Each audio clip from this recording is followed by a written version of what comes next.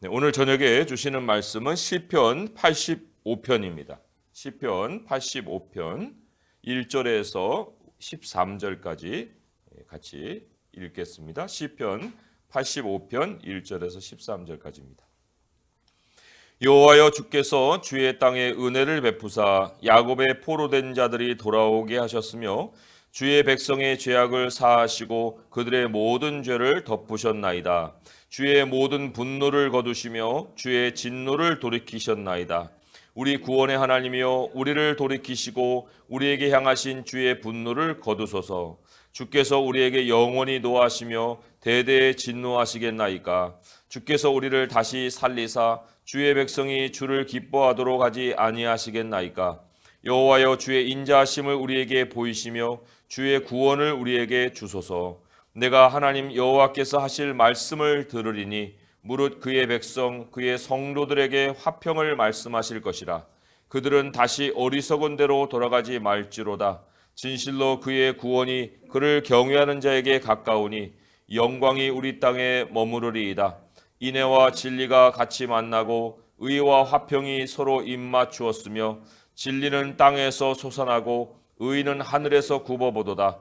여호와께서 좋은 것을 주시리니 우리 땅이 그 산물을 내리로다. 의가 주의 앞에 앞서가며 주의 길을 닦으리로다. 아멘. 우리 하나님의 백성에게 어려움은 아무 이유 없이 생기지가 않습니다. 그것은 반드시 우리 죄를 돌아보는 계기를 삼아야 됩니다. 떠오르는 죄가 있을 때는 반드시 하나님께 또 용서를 구하는 그러한 실제적인 회개 시간도 가져야 합니다. 죄가 있는 곳에 하나님의 진노가 있습니다. 그리고 이 어려움은 이 하나님의 진노 때문에 또 찾아오는 것입니다. 그래서도 이 어려움을 우리들의 인간적인 어떤 해결 수단으로 그 해결하려고 하는 시도는 다 헛된 시도로에 불과하게 되는 거예요. 하나님의 진노는 오직 이 구약에서는 희생제사를 통해서 또 우리에게는 예수 그리스도를 통해서만 그 해결이 되는 거예요. 하나님이 죄를 사해 주셔야만 그러한 진노가 누그러지고 우리의 어려움이 이제 우리를 떠나가게 되는 그러한 해결이 되는 겁니다. 오늘 말씀 1절에서 3절을 보게 되면 하나님이 과거에 하나님의 진노에서 우리를 어떻게 벗어나게 하셨느냐 하는 것을 고백하고 있어요. 예전에 이 구원의 패턴을 지금 떠올리고 있는 거예요. 지금 굉장히 어렵습니다. 이 시편을 지금 적고 있는 그 시편의 기자가 굉장히 어려운데, 그런데 지금 겪고 있는 그 어려움도 그때 과거에 하나님이 구원하신 그 방식대로 해결해 주시면 됩니다. 이거를 이제 하나님께 기도하려고 과거에 하나님이 보신 이 구원의 패턴을 먼저 떠올리고 있다는 거예요. 자, 그러면 그 구원의 패턴이 어떤 과정을 거쳤는가? 먼저 우리가 주목해야 될 것이 바로 우리의 죄악입니다. 죄악. 이 죄악이 어떤 어려움을 우리에게 가져다 줬느냐? 1절에 보니까 여호와여, 주께서 주의 땅에 은혜를 베푸사. 그 전까지 죄 때문에 땅에 은혜가 없어요. 땅에 은혜가 없다. 이게 무슨 얘기예요? 하나님이 우리와 단절되어서 계시면, 그게 죄잖아요. 죄는 우리와 하나님이 단절되어 있는 상황인데 그 연결된 것이 끊어지면 그때부터는 땅이 어려움으로 바뀌어버립니다. 소산이 나오지를 않는 거예요. 추수의 어떤 그 수확이 그쳐버리는 겁니다. 우리가 하늘과 땅 뭐 이런 관계가 물리적인 것 같지만 이 하늘과 땅이라는 물리적인 관계는 하나님과 우리라는 이 영적인 관계하고 아주 긴밀하게 엮여 있습니다. 이 연결되어 있는 거예요. 서로 따로 이렇게 작동하는 것이 아닙니다. 영육이 같이 역사를 하는 것이다. 그래서 이 죄가 하나님과 우리 사이를 내면은 당장 하늘에 비가 그치게 돼 있습니다. 뭐 하늘에 비가 그친다니까 뭐 농경 사회는 우리는 아니잖아요. 우리에게는 그런 일은 없을 거 아닙니까? 뭐 그것이 뭐 비가 그쳐도 뭐 큰 영향이 있겠습니까 하겠지만은 우리 시대로 아마 이거를 적용하게 되면은 하늘에서 내리는 것이 뭐 어찌 비만 있겠습니까? 야고보서 1장 17절에 보면은 이런 말씀이 있어요. 온갖 좋은 은사와 온전한 선물이 다 위로부터 빛들의 아버지께로부터 내려온다. 하나의 예외도 없이 모든 좋은 것이 위에서 내려온다. 땅에서 좋은 것이 나는 법이 없다는 거예요. 하늘의 것을 심어야 땅이 좋은 것을 내는 것이지 땅의 것을 땅에 심어서 거두면 썩어질 것밖에 거둘 것이 없다고 성경은 얘기를 하고 있습니다. 그리고 또 이 위에서 내려오는 것은 모든 것이 다 선물이라고 그랬어요. 온갖 좋은 은사와 온전한 선물이 다 위로부터 내려온다고 그러잖아요. 이 선물은 일의 대가로 얻는 것이 아니거든요. 우리의 심장이 뛰어요. 우리의 몸이 건강합니다. 뭐 그것만 있습니까? 사계절이 아주 조화스럽게 변화되어서 지금 겨울이 찾아왔습니다. 그리고는 또 우리가 일을 하는 데 있어서는 여러 가지 또 자본도 필요하고 또 계속되는 우리 투자액도 필요하고 또 장사에서 남는 이문도 필요하고 또 교회도 재정이 충당이 돼야만 이 하나님의 사역을 계속해 나갈 수가 있는데 이게 다 하나님의 선물이라는 거예요. 이 선물 공급이 그쳐버린다. 아무리 용을 써도 건강이 회복이 안 되는 거예요. 이 내가 주관하는 것이 아니기 때문에 선물이기 때문에 그렇거든요. 가뭄과 한파가 막 엄청나게 기승을 부리는데 그거 어떻게 인간이 그거를 해결하겠습니까? 사업 자본도 거덜나는 거고요. 교회 재정도 점점 메말라가서 이제 더 이상 하나님의 사업을 할 수 없을 정도로 교회도 부도가 나는 그러한 경우도 생기는 거예요. 처음에는 약으로 건강을 회복하려고 이제 시도도 해봅니다. 또 재난 대책으로 날씨 변화를 또 이겨보려고도 하고 또 빚을 더 내서 사업을 계속 이어가려고도 하고 특별 헌금을 자꾸만 제정을 해가지고 교회 재정을 메워가려고도 하겠지만 그게 안 되는 거예요. 그러니까 파국에 치달아서야 안 된다는 것을 알게 되는데 왜 안 되는 거예요? 그게 왜 안 됩니까? 안 되는 이유는 다른 게 아니에요. 지난 세월을 돌이켜보니까 하나님의 은혜로 모든 것이 되었다. 모든 것이 하나님의 선물이었다는 거예요. 근데 왜 은혜가 이 지경으로 파탄이 났을까? 그거는 이유는 단 하나죠. 하나님과 우리가 떨어져 온 거예요. 하나님과 우리가 죄 때문에 끊어져 버린 이런 상황이라는 거죠. 그래서 이 1절을 다시 한번 보니까 하나님이여 주께서 주의 땅에 은혜를 베푸사 야곱의 포로된 자들이 돌아오게 하셨으며 하나님이 은혜를 다시 베푸니까 어떤 일이 벌어집니까? 포로가 돌아오는 이 역사가 있는 거예요. 회복의 시작입니다. 건강이 돌아옵니다. 사계절이 다시 돌아옵니다. 사업이 다시 풀립니다. 교회 재정이 그때그때 알맞게 채워집니다. 이런 아름다움이 하나님의 은혜를 입어서 일어나는 결과라는 거예요. 하나님이 왜 그 은혜를 베풀기 시작하셨는가? 어떤 계기였는가? 2절을 보니까 그 모든 백성의 죄악을 용서해 주심으로부터 그 은혜가 시작이 되는 거예요. 그 용서뿐만 아니라 3절에 보면은 그 용서가 있었다는 건 동시에 하나님의 분노가 거두어지고 하나님의 진노를 돌이키셨기 때문이다. 이렇게 성경은 얘기를 합니다. 그러니까 하나님 없이 사람이 스스로 만들어내는 일들은요, 그 자체가 긴장덩어리예요. 야, 이게 언제 재앙이 찾아와서 저게 다 무너지지? 이런 어떤 아주 그 긴박함을 가지고 쳐다볼 수밖에 없는 그런 일들을 사람들이 아무 생각 없이 이렇게 버릴 수도 있다는 겁니다. 이것이 우리 하나님이 과거에 이 구원의 패턴을 보여주신 것이고, 그리고 그렇기 때문에 우리가 과거에 하나님이 구원의 패턴을 보여주신 대로 현재도 살고 또 미래도 우리가 살아갈 길을 거기서 발견을 해야 되는 거예요. 그래서도 우리 그리스도인들에게 어려움이 찾아왔다. 이거는요, 이 구원의 패턴이 정말 깨진 것일까? 하나님이 나에게 이 어려움을 통해서 뭐를 깨우치려고 할까? 아니면 내가 그것을 깨닫지 못했을 때 더 심한 일이 더 벌어지진 않을까? 이거를 긴장감을 가지고 이 우리들의 어려움에 대한 것을 바라볼 필요가 있다는 것입니다. 이 시편 기자는요, 땅의 소산이 그쳤어요. 근데 즉시로 이게 하나님의 진노구나, 이거를 지금 알아차리고 있습니다. 그리고 결론적으로 12절에 보니까 굉장히 확신 있게 이런 말을 하고 있어요. 여호와께서 좋은 것을 주시리니 우리 땅이 그 산물을 내리로다. 예. 그 하나님께서 진노를 거둬들이면은 우리에게 이 좋은 것을 하나님이 내어 주실 것이다 라는 고백을 마지막으로 하고 있습니다. 그래서 이제 현재로 돌아와서 4절부터가 현재의 기도인데 거기에 뭐라고 하소연하고 있습니까? 4절 말씀 같이 한번 읽어볼게요. 시작. 우리 구원의 하나님이여 우리를 돌이키시고 우리에게 향하신 주의 분노를 거두소서. 분노를 거두소서. 이렇게 기도를 하고 있습니다. 하나님, 지난 세월을 보니까요, 은혜가 떠난 것이 하나님의 분노 때문이었고요, 그 이후에는 우리의 죄악이 있었습니다. 하나님, 그러하니 이제 우리에게 그 분노를 거둬주세요. 그런데 이제 읽어보니 뭐 이렇게 특정한 죄를 써서 우리에게 알려준 것 같지는 않아요. 도대체 무슨 죄를 졌다길래 이 하나님 분노를 거둬달라고 지금 얘기를 하고 있을까?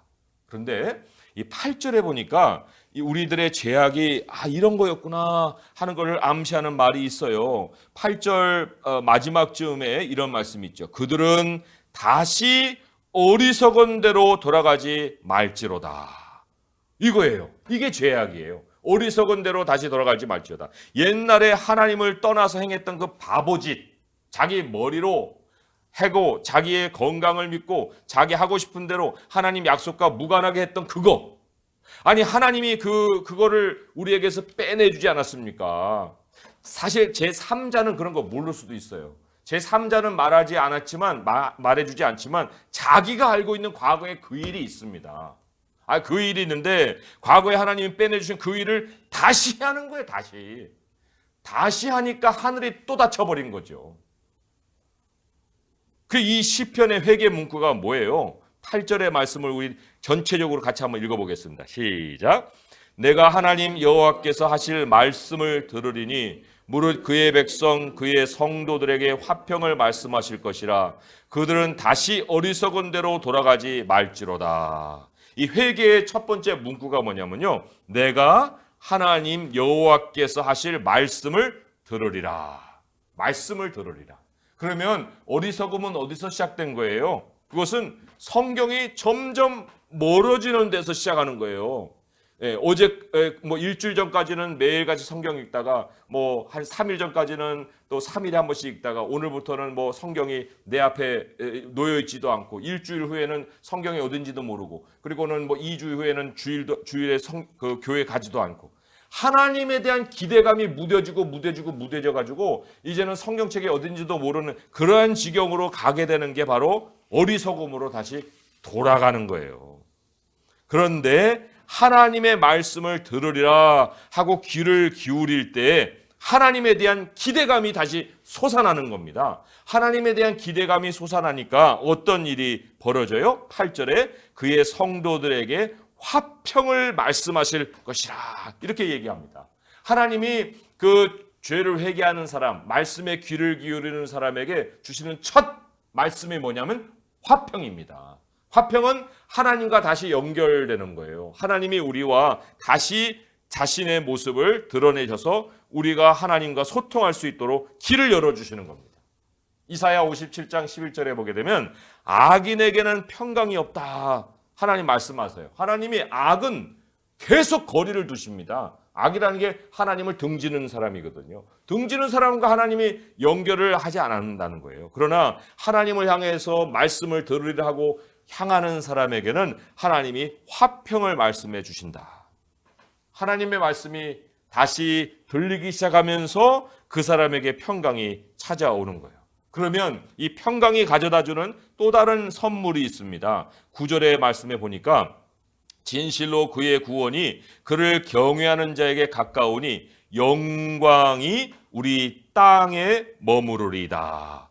소산이 먼저 땅에서 생기는 게 아니고 솟아나기 위해서 먼저 전제돼야 될 것이 있는데 하나님의 영광이 땅에 머문다는 거예요. 우리 그리스도인에게 적용하자면 성령이 근심하다 못해 소멸되려고 하는 그러한 지경에 있었다가 하나님의 말씀을 들으려고 내가 귀를 기울이니 하나님의 성령이 충만하게 내 안에서 역사하시기 시작하는 거예요. 하나님이 지금까지는 내 안에서 정말 눌리고 애통하고 왜 그러냐 하고 정말 그 심령이 상해지셨는데, 그래서도 내가 내 영광을 내보려고 너무나도 애쓰다 보니까 그것이 나에게 어려움을 겪게 만들었는데, 하나님이 다시 말씀을 시작하심과 동시에 하나님의 영광이 내 안에서 이제 다시 일어나기 시작하는 거예요. 나는 사라지고 하나님이 더 드러나시는 그러한 모습으로 바뀌어버리는 거죠. 그리고 하나님을 더 드러내리라 하는 그러한 결심으로 이 마음이 변화를 받는 겁니다. 하나님이 내 인생의 보좌를 차지하시고 하나님이 내 인생에서 점차 이렇게 부각되는 것, 그게 바로 나의 땅에 하나님의 영광이 머무리라 하는 그런 말씀이에요. 그런데 하나님의 평강은 하나님이 우리와 연결되는 거기에 그치는 것이 아니라고 했습니다.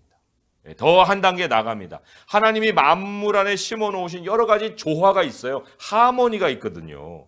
그런데 그 하모니, 조화가 이제 내 삶을 지배하기 시작하는 그러한 역사가 시작되는데, 10절에 보니까 이런 말씀이 있습니다. 인애와 진리가 같이 만나고 했습니다. 인애는 하나님의 사랑이에요. 하나님은 언약으로 우리를 사랑하십니다. 그런데 하나님의 사랑은 우리를 향해서 계속 이 지속이 되려고 하는데, 내가 하나님을 등져버리면 하나님은 아무리 우리에게 다가오려도 그게 안 되는 거예요. 그런데 하나님과 연결되다 보니까 진리가 만납니다. 이 진리는 여기서 faithfulness예요. 진실함, 그 충성됨이거든요. 하나님의 사랑이 지속적으로 우리와 함께하는 이 조화가 우리의 삶에 찾아오는 거예요. 그리고 또 10절 중반쯤 보면은 의와 화평이 서로 입맞췄다 그랬습니다. 의라는 것은 하나님의 뜻이요, 하나님의 약속이에요. 그런데 하나님의 뜻과 우리가 멀리 살고 있었는데, 화평은 하나님과 우리가 연결되는 거잖아요. 그러니까 그러한 하나님의 뜻이 화평과 하나가 딱 조화를 이루는 거예요. 그래서 우리 하나님과 우리 사이가 연결되는 속에서 하나님의 뜻이 이제 이루어지기 시작합니다.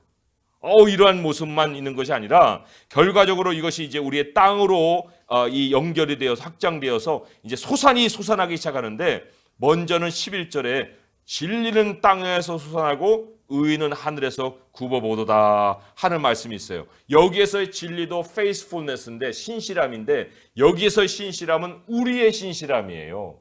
우리가 하나님을 향해서 보여드리는 이 충성됨을 얘기하는 겁니다. 땅에서 계속해서 이제 우리가 하나님을 향해서 충성하는 그런 모습을 가지게 되면, 하늘에서 하나님의 뜻, 하나님의 의, 이 하나님의 뜻과 우리의 충성이 함께 조화를 이루어서 우리들의 그 땅에 하나님이 무엇을 주십니까? 좋은 것을 주신다고 그랬어요. 좋은 것을 주시리니 우리 땅이 그 산물을 내리로다. 우리가 가장 사실은 바라는 게 바로 이런 건데, 하나님이 우리들의 삶에 채워주실 것을 먼저 영적인 질서가 잘 잡힌 후에 결과로, 열매로 우리에게 이러한 선물을 더하여 주신다. 13절에 보면은요, 하나님이 화평을 주신 후에 이제 순서가, 우리의 삶의 순서가 이렇게 바뀌어 있어요. 13절을 같이 읽어보겠습니다. 시작. 의가 주의 앞에 앞서가며 주의 길을 닦으리로다 했습니다. 의라는 것은 하나님의 뜻이요, 하나님의 약속이라고 말씀을 드렸는데, 그게 바로 이제 우리를 앞서갑니다. 하나님의 말씀이 앞서갑니다. 하나님의 뜻이 앞서갑니다. 그리고 우리들의 살 길을 우리가 스스로 개척하는 것이 아니라 하나님의 길, 주님의 길을 그 뜻이 먼저 예비합니다. 우리는 그냥 쫓아가는 삶을 살게 되는 거예요. 말씀을 우리가 정리하면서, 우리 하나님을 멀리하게 되면은 인생에 삐걱대는 일들이 자꾸만 생기게 돼 있어요. 이 조화가 자꾸만 이 불합리하게 돌아가는 이러한 삶을 살 수밖에 없고, 급기 하나님이 얼굴을 가려보세요. 하나님이 얼굴을 가려보시면 모든 게 다 멈춰버리는 거예요. 올 스톱이에요.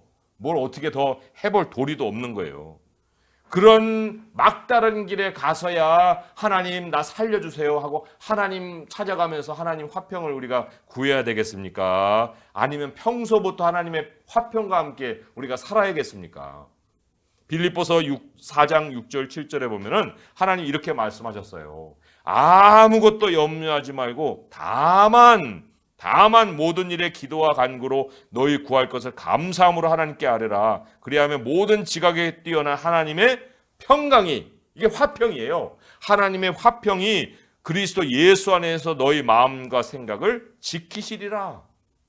그러니까 하나님과 기도끈을 놓지 않는 이상 하나님의 화평이 우리를 떠나는 일은 없는 거예요.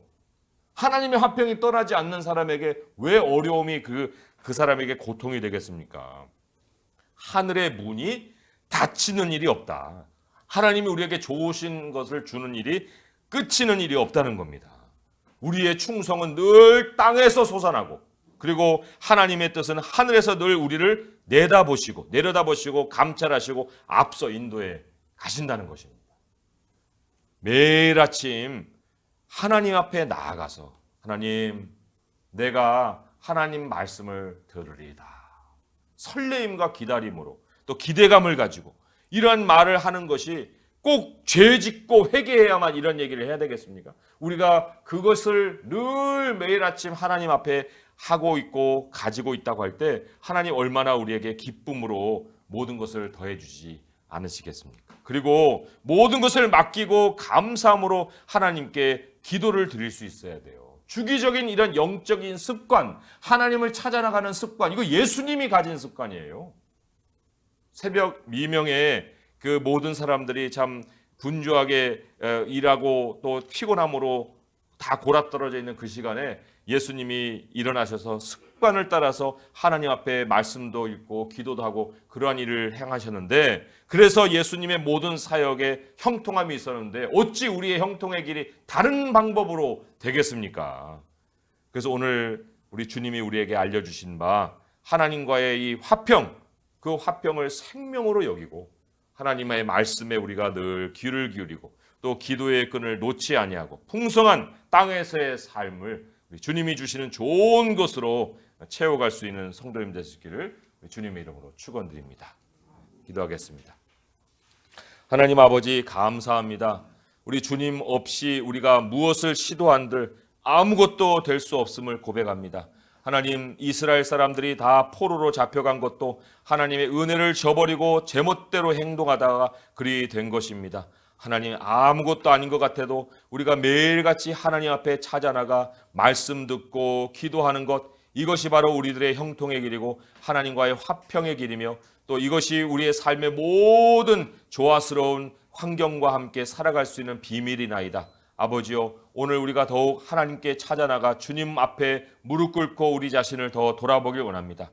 아버지와 더 연결되길 원하고 더 주님을 가까이 할 수 있는 시간이 되길 원합니다. 아버지, 말씀에 의지하여 기도할 때 우리 주님께서 우리들의 모든 마음의 생각에 하나님의 화평으로 응답하여 주옵시고 우리들의 미래의 삶에 대한 염려는 다 우리의 발 앞에 또한 내려놓게 하시오며 우리 아버지를 바라보며 우리의 감사가 넘치는 기도 시간 되게 하여 주옵소서. 예수님의 이름으로 감사하며 기도합니다. 아멘.